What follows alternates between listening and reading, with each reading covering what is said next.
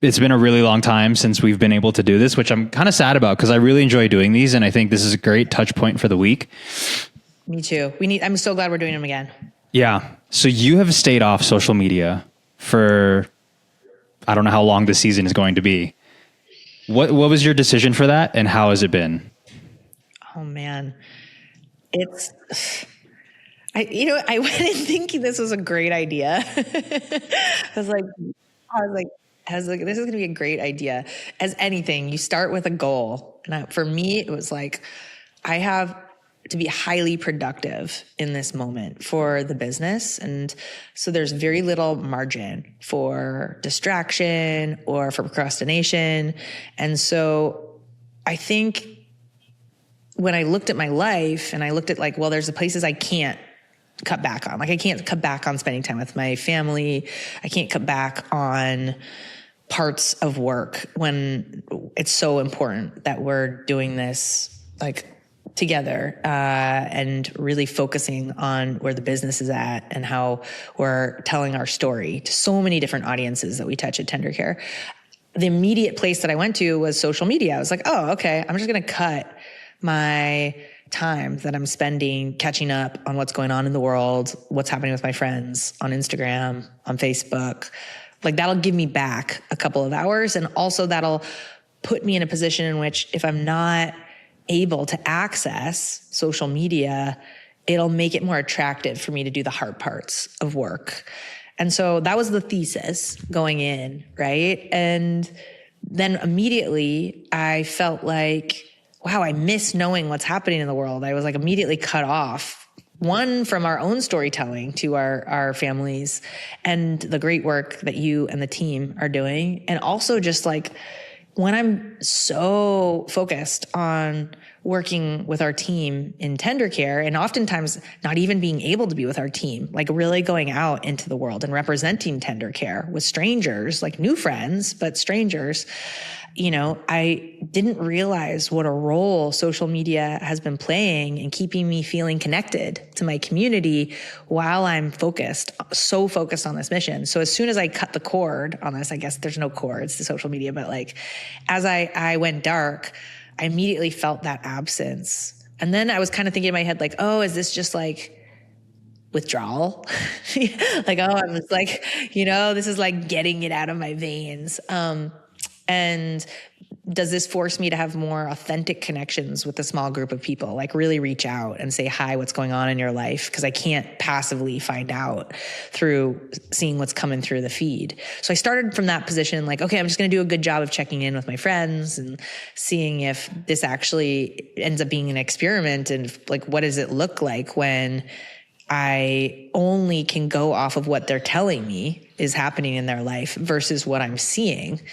So that worked for a little while, but then I think where I've netted out is like, okay, yes, I can live without this, but I don't know if I want to, because I think where I've kind of changed my tune on social media is that I don't think it's primarily a distraction tool. And no, it doesn't always give you that like, or super meaningful, hey, let's jump on the phone with a friend and catch up and hear their voice and just, you know, go in without this already sort of baked in knowledge of what's been happening in their life. Cause, you know, you've been liking all their posts or whatever it is, but that there is a whole conversation and a connection that we have by being in the stream together that I get so much value out of. It's like a source of inspiration for me. So this is all to say, I'm glad that I turned it off for a little while. I think it has allowed me to be more productive, but in many ways, I miss being an active participant in that conversation. And I think there's real value to that, to having something to say and to being heard and being responded to and then responding back. And I think there's a really important component to our lives today, like our modern lives, that kind of rely on social media to help us do this. We live really far away from each other. Even us, we're across coasts, and like, I want to know how your running schedule is. And like, I miss that, right? I'm not going to waste our time like asking you to show me videos of this, but I'm like, I need that in my life. That inspires me. Like, that gets me going. So this is my long-winded way of saying, I think it's time for me to come back on. You know, I've had my moment in which I needed to get a lot of things done, and I'm excited to get back in.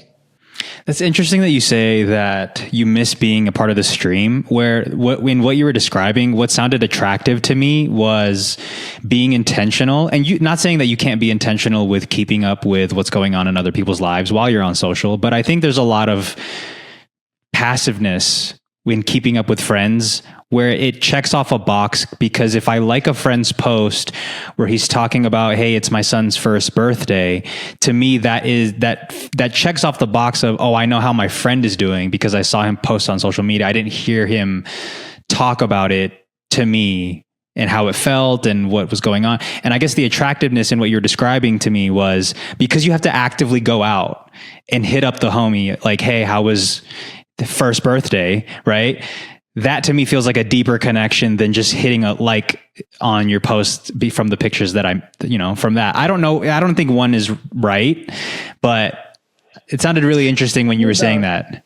Yeah, you need both, because then you're like, wait, I miss these people. What's going on? And then if you don't have social media to be able to revert to, like, they might never know that you miss them, because like is helpful, but it's not the same as a text, right? Sure. And even a text is not the same as a call.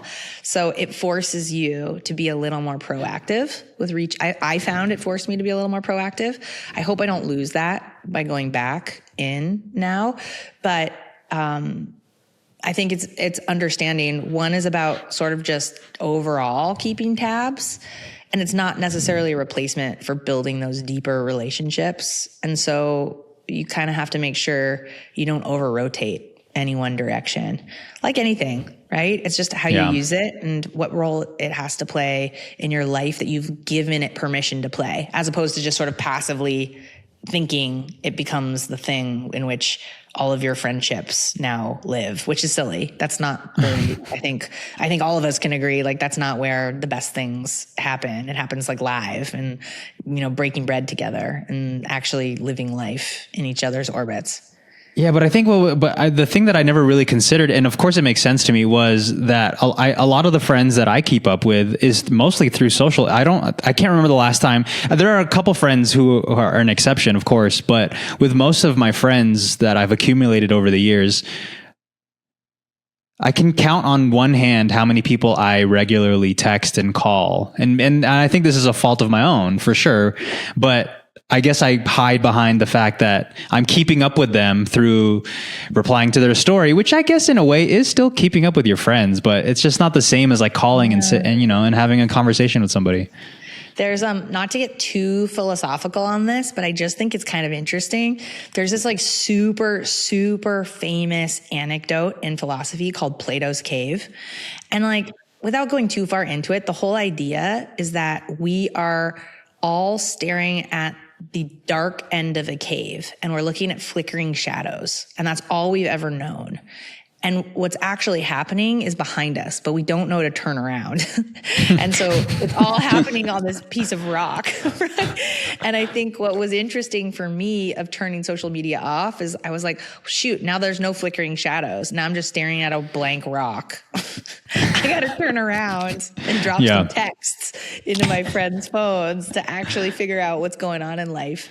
And I think there's like a useful frame to think about. It serves a purpose. It's super entertaining, but it's still just like the shadow of the actual embodied life that's being lived, right? It's like an asset. It's like even it's a video or a captured moment. It's still not the essence of the person. And so just know the difference. Like, one's entertainment, and if you want something else, you got to turn around. Yeah, for sure. And I'm, even as we're talking about this, I'm poking the holes in my own logic, because what would be the difference between you responding to somebody's story on Instagram versus them sending you that same video and you sending the same exact response you would have sent through text? But like, why is it that we demonize sometimes social media? But I guess because it can be seen as a especially for me, it is definitely a distractor. Because I hide behind the fact that I use social media as part of what I do every day and how I tell stories. And I'm on here because I'm doing research for formats and different storytelling types of things. But I do find myself getting distracted. So I guess that's why people demonize social media and that they don't count it as like actual interaction with other people, you know? Well, and I think like even demonize is like, I don't think it shouldn't be demonized. Like being distracting isn't demonic, you know, like, right. And so I think it's like one of those things that's actually like highly entertaining. And I see so many amazing people and I learn so many things that I would never otherwise. I think it's just like, oh, are you in a zone in which you need to grind? Well, then like turn down the volume and then you can come back into it again. So I don't think it's demonic at all. I do think though, there is a difference between dropping a video into someone's text message that's meant only for them. Like, I still think there's a quality of the intention behind it. And like, we can go into that all day long, but I think like there is a certain intimacy of being like, hey, I only want to talk to this one person right now for these reasons. But that's not to say that there shouldn't be a broader conversation happening at the same time. So this is all to say, I'm coming back. I'm super excited to do this. Distract away. I'm ready. Yeah. You're itching to come back to see what people are talking about. Yes, I'm super curious. Like, what have I missed? I feel like I'm coming out from the ice ages. Well, something that I learned about you early on was that you are a consumer of many different things. You're always reading. I remember in my onboarding doc, you there was like at the very top, like you might not get a reply sometimes, but you're always reading and you're consuming outside things. How much consumption were you doing outside of social media when you were on this break? I mean, tons. I can't help myself. My mind is just always like going. So I focused a lot on going back and forth with Claude as a sounding board, going deep on different things. So trying to understand, you know, a lot of the logic of putting together a lot of our forecasting, like things that I wanted to understand deeper and have like a conversational like way of accessing it. I learned a ton about vertical farming. Like right now is our grow season. And so trying to understand like what are the plants that scale the fastest if you're trying to create like a full walkthrough canopy, like weird things to learn about, but that are also like super interesting. So spending my time on trying to figure that's like some of that out, and then giving myself the space actually to really try and be a good book club member. Like I'm always the lame one that comes with my cliff notes and everybody else has done such a good job of reading, and everyone in my book club is like such ballers. And so I have no excuse. Like they all are leading companies or, you know, surgeons or whatever. And somehow they always read. So I'm like, man, I gotta like go a little more long format here. So really committing to that, that's been huge. And then, you know, just trying to pick my head up and learn from this season, this experience for me of what does it feel like to relax into being hyper productive. Like you can't do it forever, but like, what does that actually look like? How do I feel about it? How do I ride that edge where you don't go from being so productive that you're no longer putting anything out of quality, but that you're figuring out ways to use new tools to do that. So a lot of like learning new tools, trying new things. That's what a lot of my time has been spent on. Yeah. And the reason I ask how have you been consuming other things is because I think for a lot of what I've known about you over these last few months is that you are always taking references from the things that you're consuming and trying to translate that into the business. And I think it's very interesting because you're always up to date on what is trending right now and what is signal versus noise from the things that are trending, and how can I take those nuggets and apply it to tendercare. And it seems like you've done a really good job with having a pulse on what is going on without the use of social media. I still feel like there's something about there's a cultural conversation that I haven't had access to in the same way. But I do read a lot of different Substack writers that are real original thinkers. And so it's interesting to have time to read some of these newsletters and like go deep. And like, these are people who are looking at trends and looking at forecasts and really analyzing them and approaching them with like very original thinking. So that's like a helpful tool to be able to do that.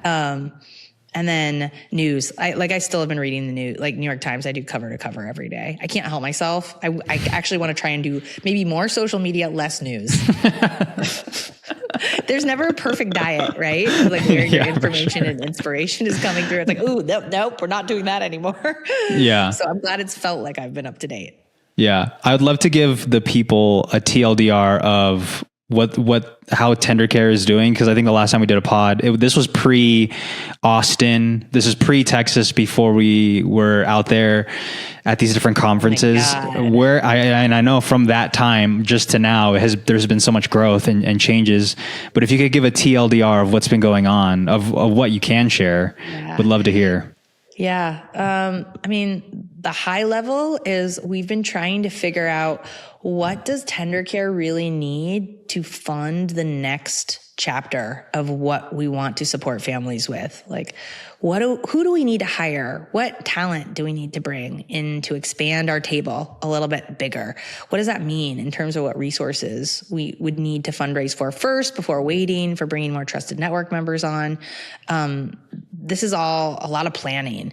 And this is the part where the dream becomes the reality. Like the rubber meets the road on, okay, if this is our ambition to make it easier for every family to walk through elder care and aging in a simple way that puts them into the driver's seat, what do we need to do right now to make sure that we're delivering on that? And who do we need to have do that with us? And so a lot of the last couple of weeks has been on figuring out just what partners, what resources, what funders we're going to want to bring in to help us to realize that ambition. So a lot of conversations, a lot of planning, a lot of forecasting. That's what I've been mostly focused on my side. Now, at the same time, we've been doing such an amazing job of improving so many features that already exist within tendercare. Like our find help, our way in to being able to immediately give anyone who comes into our doors a roadmap for the best services, the best professionals in their area. It's so beautiful now. Like we stood this thing up, it was already working great, but then hearing real feedback from families, like we did a whole re-rev of this. It's so much smoother now, the experience of what this is like for any family to come in. They can look through the plans, they can escalate to one of our care navigators to get more advice. It's a really great experience. So on the product side, really working hard on that and working hard to deliver more value on times when like a family might not be paying attention to something that they should be. So like things like severe weather. I don't know if you've been seeing, there's been like crazy thunderstorms. There's been hurricanes coming, like we're getting hit. This is the zone right now across the country.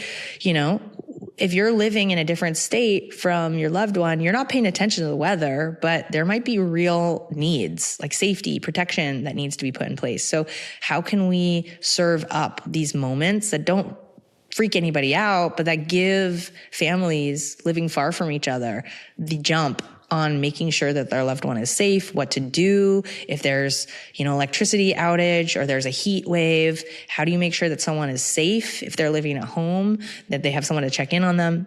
These are some of the different services we're making sure we have up and monitoring on behalf of a family now to be there when you might not be paying attention to these things. But whether, things like weather, it's always changing. So we want to be able to be a helping hand in that regard. And then on the business side, super, super excited. And the reason I'm excited is because I always knew when I was first taking care of my dad, the way that we think about age right now, we think about it like an illness, which is crazy. You get a diagnosis, there's no dignity. There's no like, hey, this is what your best life looks like after this. And that just felt so wrong to me. As someone who loves my dad, wants him to have the best life ever. I still want him to have the best life ever. And so we've been starting to bring on trusted network members who are coming in from all kinds of cool parts of what we call aging today, like offering health and fitness classes, Tai Chi to seniors, chefs for seniors. This is amazing. This is what having a great chapter of life should look like. You should have all these options put in front of you. You shouldn't need to think about like, oh, I only need, to find someone like a home care professional to come in. It should be like, wow, I want to be social. I want to create like a weekly Tai Chi class. I want to have, a specific tailored diet, and have someone come in and spend time with my mom and cook something up and have like cooking classes every day while doing this. Like, that's amazing. I hope I'm lucky enough to have some of this. So starting to bring these types of professionals on under a category that I don't think we always connect, on the other side with what help really can look like has been really inspiring and motivating for me, of like just reframing the whole stage for everybody from something that feels like, it's always on the other side of an emergency to something that's like much more proactive. It's positive. It's actually really fun. That's like a big shift inside of our trusted network. Yeah. I think it's super exciting. I think the categories that have been coming up have been very interesting. I definitely don't think about, when you think about caregiving, you don't think about a chef coming in or your loved one taking a class on a random Tuesday. I think all of that is great. I do think about the family though, who is questioning, okay, that sounds great. I would love to have a chef come in once a week, twice a week to come in and chef up something or teach a class. But how am I going to afford something like that? I think that's always the main question that families always have. And do you think about that, and how do we figure out a solution for something like that for families? I mean, there's just no one size fits all. Like, even between us, Chris, like, you're probably willing to spend more on fitness than I am. Like, I wish I was that person. I'm just not, like, I'm like, I can't. So like, all of us are going to have different things that we think are important to invest in. And I think we always want to be the place that's going to be right for every family. One of the areas that I'm most proud of that goes beyond anyone needing to be willing to pay for anything or afford anything is that just last month, we turned on our first connection to families to be able to receive thousands of dollars in backup care for giving a caregiver a break and being able to have a professional come in and, give them respite care. This is through the GUIDE program, giving them for free, by the way, covered by Medicare, a 24/7 access resource to any kind of question they need, any kind of help they need, a monthly touch point with a care navigator who's able to talk about how is everything going, here's some next steps, here's some best practices for what you're experiencing. Okay, where is it tough? Let's talk about how we can make this easier. All of this is free, by the way. It's amazing. And so it's exciting for me to be able to continue to flag when we have programs like this that, Medicare is willing to invest in, that we can now actually connect to families to take advantage of. Like, they're probably not looking around for some of this. So being able to say, hey, this is here. You should use this. Let's make it super easy for you. These are ways, like, we want to be valuable for everybody, regardless of what anyone can afford. And this is the first one. We're going to start rolling out so many different programs to make sure if, you or your family is eligible for them, we want to make sure we get you connected to the right access, the right resources to be able to start taking advantage of it. Yeah. I thought what was really heartbreaking was seeing all the comments come in of other people asking for different programs that are outside of caring for somebody with dementia or Alzheimer's. And I've done a little bit of research on some of the stuff that people have been sending, like, hey, do you know of a respite program for if you're caring for somebody with cancer? And when I was doing the search for people, the places that you find and the resources that you find, they do exist, but they're hidden and they're so hard to understand sometimes. And I think that's why somebody like Elisa, who's a part of our team, is so valuable to a family, because she can break down, what does all of this mean? And how do I actually get that thing that I want? Like, I don't want to do all this other stuff to get to, like, let me just get to the thing. You know what I mean? So I know. There's like these like bureaucratic complexities. It's crazy. Like, let's just be real. It has not been built easy for any of us, right? It's just wild and bonkers to try and figure out, like, let alone what program do you qualify for, but then like what answers do you need to put in? Cause a lot of it is like, it's not clear. They use a lot of language that like like, what do these things mean and what do they need access to? And there's not someone there that you can easily call to just get help with some of these things. So yeah, we hear that signal loud and clear. I'm excited to continue to roll out, like, here are all the programs that we're going to be able to hook you up with. And as we hear more of that, by the way, that's going to go higher up on the list for what we need to build sooner. Because, like, clearly this is a need. And if enough people are really struggling with this today, then, you know, we need to do our part to help make it easier. For sure. And by the way, to give credit to these businesses and other organizations that are doing the work to try and help other people, it is really difficult to make something very simple. I mean, we see it at our team all the time. We're constantly refining language and experience. And it sounds really easy to just just make something really simple. But it's really hard to make something really simple sometimes. It's the hardest of the hardest. Yeah. Like, it's the hardest of the hardest, right?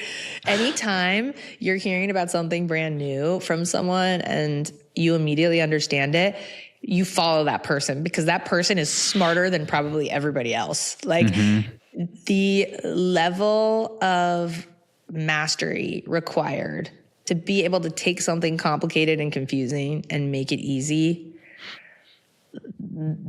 those are the people that I'm constantly trying to surround myself with. I'm like, wow, you're a genius. One of them, I don't know if I've ever shared this with you. Maybe I have on a podcast at some other time. But Jensen Huang, the CEO for NVIDIA, when he talks about AI, you know, like, most of us were like, AI, and nobody knows what it is. And he's just like, AI is software that can use software. And you're like, thank you. That's what I needed. Right? Like, thank you for that. And that took someone super smart to be able to translate that. So, you know, it's not easy for sure. And so, you know, we got to do our part, but, you know, we're surrounded by those who are actively trying to do this. Yeah. I mean, I think about that story. I won't disclose all the details of it, but I think also often about this story that you told me when you were working at Meta of looking at the data. I don't know if this is related or not, but your team was looking at two different teams that were looking at data, and one team looked at the data more specifically than the other team. And they were able to take that, and it catapulted them to a level of success that the other team was not able to. And so I think about that all the time with our team of we're just constantly looking at, like, how can we improve like 2%, 1% of this thing to make it an even better experience for other people. And sometimes you get so deep in the weeds of things that you kind of forget that a family member is going to be using this, you know, like, you're so in the weeds of like, yeah, but what about, like, what is this design doing for, like, about family? You know what I mean? Like, it's just, you get so deep into it that you kind of forget, oh, you're just trying to simplify this for another family member using this. Yeah. Yeah, I know. It's wild, right? The sort of spiritual practice of building something that's easy for someone else. You are taking on all of the hard to make it easy for them. Yeah. And so that's what that approach is. It's like shaving down all the pieces that are confusing or not well thought out or could be better refined. I think it's an act of love. It's an act of devotion. It's an act of service. Like, that's, if you really look at it through that lens, and if you talk to a lot of like product people or designers, that's ultimately what they're doing. They love their end family, their end customer, their end user so much that just the work is an act of love to try and create something that delights or helps or brings value to them. And that is hard. It's so hard to do, right? But you have to take energy from being like, wow, how cool to actually love that person that you haven't met potentially so much that it's like the pain, the frustration of getting there to that simplicity is worth it. Yeah. I was thinking about that today on my run because, like I was saying, you can get so caught up in the weeds of something. And I think about the stories that we tell online and talking about tendercare and what it is that we do and all the help that we're trying to provide to families. And I get so caught up in the mechanics of it. What format is working? What is the quickest way to tell a story in 30 seconds? What is the best hook that you can use for a video? What's the best like all of this stuff that you can get so deep in the weeds about that I sometimes forget the why of why I continue to tell stories and post content for the tendercare account and trying to build this brand. It's not so much to improve my story making ability or storytelling ability. It's really just so we can get in front of the right families. And today I was able to really remember that is the reason I get so deep in the weeds, because I want to cut through the noise and get to the family that actually needs tender care. That's so powerful. I also think that's so honest, because it's so easy, right? If you're a craftsperson, it's like constantly focused on the joints and the pieces that make, like if you were building a chair, it's like the right legs, the right material for the seat, right? The right nail, the right like seam. And so you're just like focused so hard on making the perfect seam, right? And what you're really doing is you're creating a chair at a dining table for hopefully a family to be sitting in and having so many incredible moments with their family. And so you kind of have to carry the hard work of looking at those joints and seams and trying to make them beautiful in tension with what you're ultimately producing, right? Which is like, hey, that chair might not even play like a major role. It might not be like a main character, right, in this person's life with them being aware of it. But actually it is. It's actually where they're sitting and they're having their best memories with their family. And they're going to remember this when they're old and looking back and like, what was the best times in their life? It was sitting down at the table with everyone and feeling together, and everyone they loved is there alive together. And guess what they're sitting on? They're sitting on your chair. That's so fascinating. Yeah. I never, so like, that's a great way to look at it. Yeah. It's like, hey, like, so then it kind of gives you permission to get like super ham and nerdy on the joints and the seams, the 30-second intro. It's like, it's the pursuit of creating something beautiful for someone that you love. Hey, and by the way, chairs are probably the most overlooked item at a dinner table. So if you're a chair maker of any sort or whatever parallel you are to a chair, just know you're going to be getting overlooked. You're getting real overlooked, even though everyone needs you so bad. Have you ever been to a dining table with no chairs? Like, what? That's not happening. Right? You're essential. So essential, but nobody even knows. Exactly. It's so good. So like take honor in the value of the thing that you're making, and it is important for us as we make things to see that and remind ourselves, because otherwise you get burnt out, Yeah, for sure. Like you get like lost in the weeds and be like, man, this sucks. This is too hard. Because like otherwise it's like, why do the hard thing if you don't understand the bigger picture? Yeah, I think it's something to always try and remember. I mean, in the moment, it's definitely not the thing to remember, but I think if you are really rooted and anchored in why is it that you do the thing that you do, I think that is the best fuel. It's better than a Celsius for sure. It is. I know. Celsius sober over here. Guys, do not go down my path. Do not go into Celsius. I was warned and I didn't listen. And you probably won't listen either. I mean, listen, when I saw you pull up to the WeWork with a box of Celsius, I was like, I don't know how to bring this up to Shauna. Like, maybe am I supposed to say something, or should I just let her figure it out? Or you should. No, you should. You could have said something, but I would have needed to figure it out on my own anyways. I was like, wait, I feel terrible. Why do I feel terrible? Oh, because I've just been like mainlining caffeine. It was horrible. It's not right. Yeah. But yeah, I do think like the anchoring, that's core, man. Like being able to anchor ourselves. Part of what I have been really getting energized by lately is this idea of not tying the value of my work to a future outcome, but actually tying it to the energy I'm putting into the world today. And that's been a real mind shift, like for me, in a pretty big way, because I'm such a goal-oriented person, and I'm always thinking like, okay, what's the horizon? What are we're building towards? To kind of ask myself, what is the energy that my life is bringing to something I care about today? What is the value of that? I have found it to be a really energizing exercise. And it has also liberated me from getting frustrated about things being out of my control or uncertain or like taking longer than I want to. It's like a very immediate answer. Like, what does my energy that I'm bringing today mean? What is the value of that? Do I believe in this? Does it have the power that I would want it to have in who I want to be and how I want to spend my life? So that's been my way of getting into the work. That has been really cool. Do you think that's easy for you to tap into when you have heavy travel days and you have to travel across America to go and do something business related?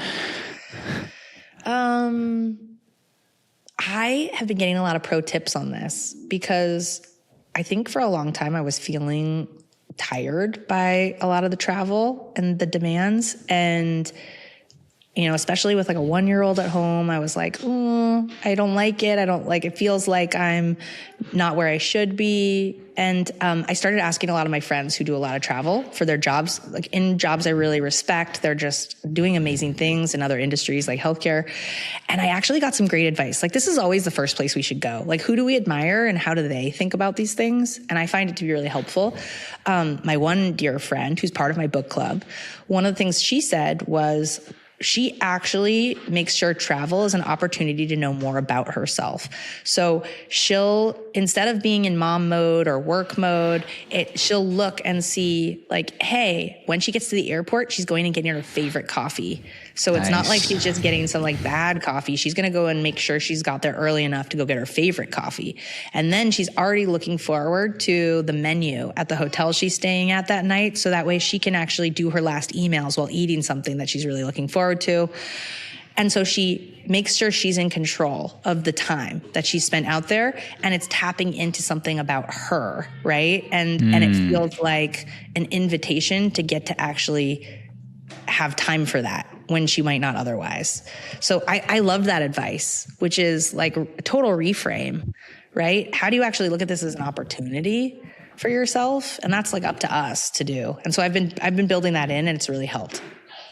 Yeah, I was really curious about that because you've been traveling a lot these past few months, and you know, especially with you have children at home and you have all these responsibilities and you have a life at home, and traveling is just like throwing that in the middle of it is.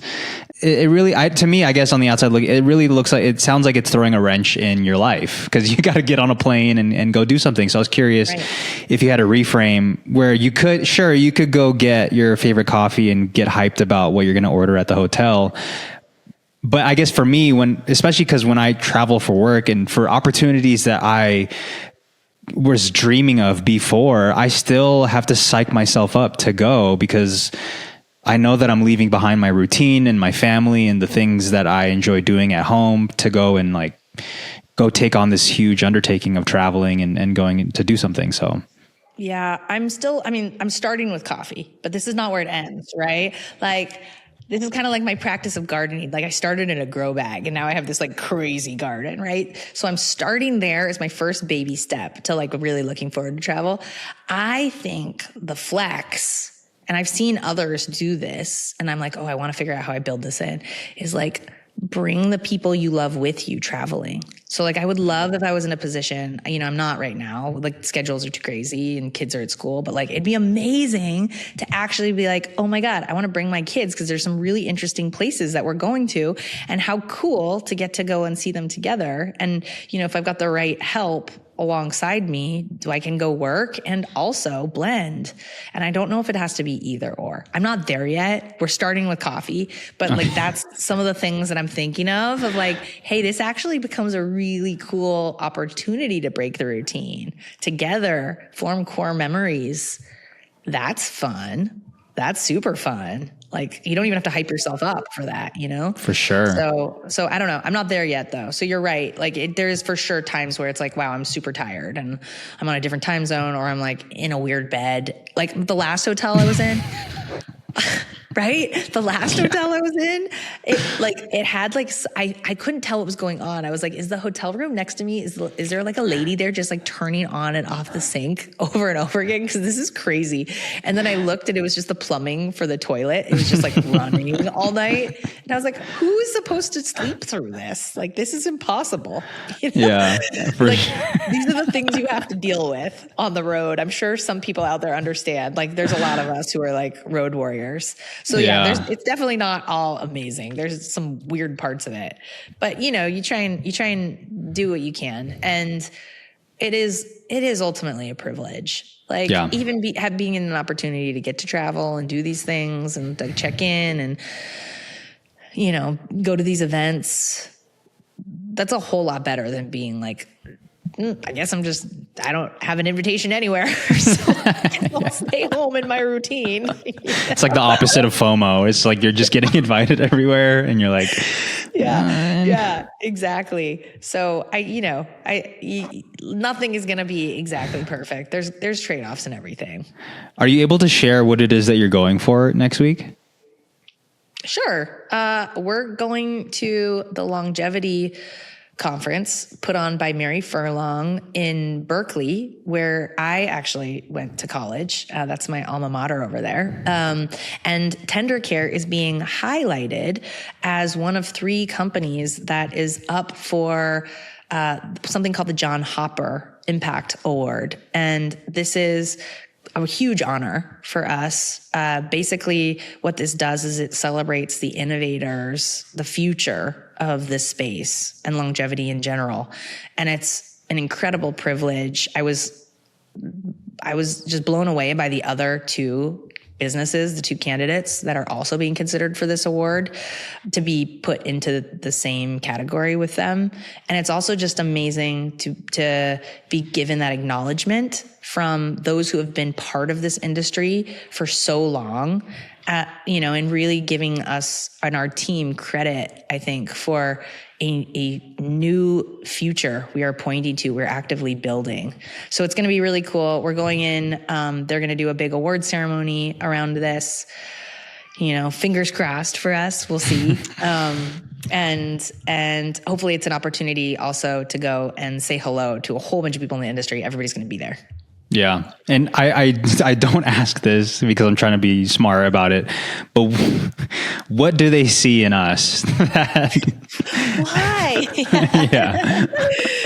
I think it's that we are using AI, we're using technology as orchestration, not automation. And that to me is a really important position. And when we think about elder care, the role of technology in care in general, we're using our technology to connect to, families who need the right services. We're not looking to replace, right, professional expertise.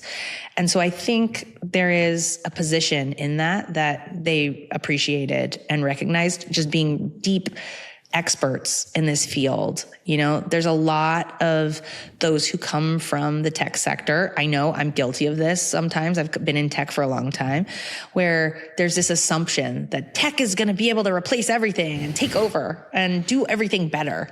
It's like, that's not actually how it works, especially when you're talking about treating someone with dignity and with care. I don't know about you, like, to get real specific, like, I don't want a robot helping me with toileting. Like, that's not, what if they mess up? You can't recover from that. Right? So, yeah, for sure. I think, maybe what they see in us is like, we're service led. Like, we come in service of those who are experts, and we are looking to help them find families and help them faster, but we're not looking to replace. Yeah. And do you think that there have been a lot of tech companies or just tech in general in the healthcare space that have tried to do the opposite of what it is that we're trying to do? Yeah, I think so. I think there's a lot of, like, rightly so, thinking around how do we solve for the fact that 1 in 5 Americans are going to be over 65, are eventually going to need help of some sort, for sure. And, there's not enough people, professionals, family members standing by ready to be able to absorb that. And so, that only leaves 2 options. Like, either you need to find ways to automate this, or you somehow magically need to find more people, right? And so I think our approach, which is actually just helping make the experts more efficient, is a third way, a third path into thinking through how do you keep the best parts of what we think makes us, importantly, human to human connected, building long-term relationships, like leaning on each other for care, while also cutting through all of the bureaucracy, the coordination layers, the complexity that oftentimes keep us from one another. That's where I think we have a role to really rise up to, which is helping a family when they need help, earning their trust over time with all kinds of ways that we can be along their side through sometimes like decades plus journey, providing value, making it easier for them to make choices, helping them stay on top of, today it's weather, but like all kinds of things like honestly are just like a hassle, like booking doctor's appointments or having to refill prescriptions. Like this is not how we should be spending our time, right?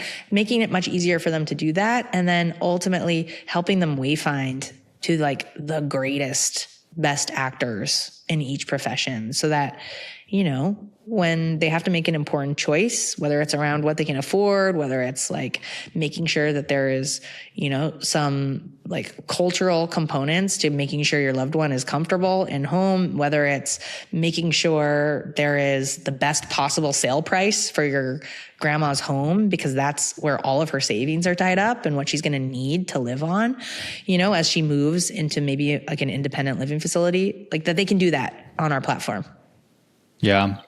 The thing that I've learned very quickly as I grow with this team is that there is not one situation that is like another. I mean, obviously there is some overlap, but there's the things that a family goes through is so specific sometimes to them, and trying to build in a space like this, there are parts of it that are difficult because not one family is like another. And to be able to service all of them is such a huge undertaking. And I'm curious if you ever think about that. Yeah, that's what makes this moment we're living in so incredible. And the reason it makes it, the reason we're able to actually think even about serving all families and allowing them to be unique and not trying to like funnel everybody into like group A, group B, and group C is because now we can actually customize, personalize all the service recommendations exactly for that one family. All of the information that we're starting to like go back and forth on in an intake is now the first launch off point for what becomes our opportunity to serve them again, right? Like, we started maybe with a new diagnosis of some sort and helping just stabilize around that. But now we can really start to add value in preparing for what types of doctors on top of the existing ones your loved one might have. What are the sorts of, tools you're going to need to make sure you're advocating for your loved one in those doctor's appointments? How can we make that easy for you? How can we make it super easy for you to stay on top of all of the new benefits and the new, programs in your loved one's state that are rolling out all the time? You're not going to be checking those websites. Like, let's make sure we're on top of that for you, right? And we're flagging those things for you. We can now do that and kind of hyper tailor your experience that's unlike anyone else on our platform. And the reason we can do that is because we're living through this moment in time in which we've gone from first chat kind of swallowing the whole internet and creating in the palms of our hands the ability to access like infinite information. Like, we can do this in incredible ways now through, any number of the big guys like Chat GPT or, with Claude, Anthropic.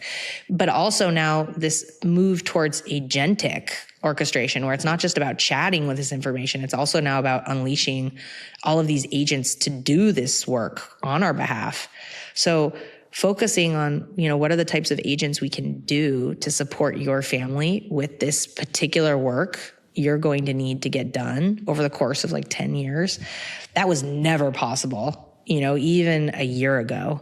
Well, this is only now possible for us to be able to do and tailor to every different family being incredibly unique with different structures, different support levels, coordination, different budgets.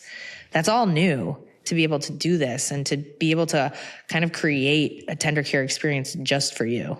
You talk a lot about forecasting, and it seems like you've always been forecasting and trying to see what the vision for tender care is like. I'm curious, when you were back in the lab or before tender care even existed, when you were thinking of what this company could look like back when it was tender, if you had to put yourself back in that mindset of that Shauna, and I know you just said the tech, there's some tech that just wasn't available until a year ago, where we're at as a company, could you have imagined any of that when you first started? Yes. And it was a pipe dream. We called it doo-doo-doo-doot. In our earliest brainstorms, it was like, wouldn't it be amazing if you could just go doo-doo-doo-doot? And this would be finished and you could be done for you, right? Because so much of caregiving is like not wanting to do this thing, like filling out this form or applying for this program, but doing it anyways because you love someone enough to do this like terribly atrocious thing on their behalf. And so we didn't know what it was going to look like. We didn't know what the tech, but we knew what it sounded like. and so we were waiting for doo-doo-doo-doot, which is now here. Yeah. That's so cool to be able to live it out then, and to be able to take the sound and like actually put it into tech that works. Maybe that should be our tagline. Yeah. And so, we wished for it. It just wasn't here yet, and like, it's so cool. I feel so lucky to be on the field, building, making at this moment. Like how do those who built like 10 years ago, now they've like passed their productive window, they're tired, they're retired, feel like, do you know the kinds of things they would have been able to create with the tools we currently have available? It's like beautiful things that we can now make and serve people with. It would have just been completely expensive, unheard of before. There's just like no way you could actually do this. So I love that. I want to honor every family being different, like build for that truth rather than trying to force fit everybody to be the same, because we know that's not how it works. I'm curious, what if you had to choose one thing that you're most excited for tender care, what would that be? I'm going back to my point about what energy we're bringing into the world today. And I say this because I've had a number of conversations with like incredibly influential people who've like done wonderful things in healthcare. And, there was a line that one of them said to me, and she's like very nice, right? And so smart, and clearly had so much impact in her life. But when I was talking to her about what we're doing at Tender Care, she said, well, it's really noble what you're doing. And something in the way that she said it made me feel like she no longer believed that it was possible to actually do things that were good for the world and were also profitable. And somewhere along the way she had, and I'm like, and maybe this is all in my head, but it was like something in the tone of how she said it was like, I no longer believe, right? I've kind of had to become more cynical with the way the world works versus the way I would hope the world to be. And so I think the thing that I'm most excited about with Tender Care is today. We are such a love letter to a hopeful present and also future for all of us to be able to take care of our families and to do it with the right resources, the right tools, with, fair access. We don't have to be billionaires to do this well, and to be connected to the solid stand-up good actors. And even by our act of effort in doing that today, that to me is a sign that, for better or worse, we have not learned that lesson. I do not believe that it has to be one thing or another. You can't kind of put it together a noble effort that isn't going to actually have an impact and think about business in another lane. I think these two should go hand in hand. And so what I'm most excited about with Tender Care is proving to those cynics who have already kind of made amends with these things being separate, that we're going to demonstrate and teach them how we can do it all together and what this looks like to be building this kind of momentum and showing a new way. I love it. Well, I hope that with what we build, that we can give hope back into that very smart person's right? life. Yeah. right? It's like, we gotta bring some green shoots into that heart, again. And because all of us, like many of us start out that way, like we want to build a better version of this world. We want to leave this place cleaner than we found it. We want to make it easier for our kids, right? And then the world beats us down. Nope, that's not how it should be. Oh, that's not the way it works. This is how it really works. Learn, that is total BS. And like, I think how wonderful is it for us to be a living demonstration of that? That's just cool. I love being on this team. I love being able to carve a different path into that. So yes, we will be demonstrating for those like her that she has a reason to hope again.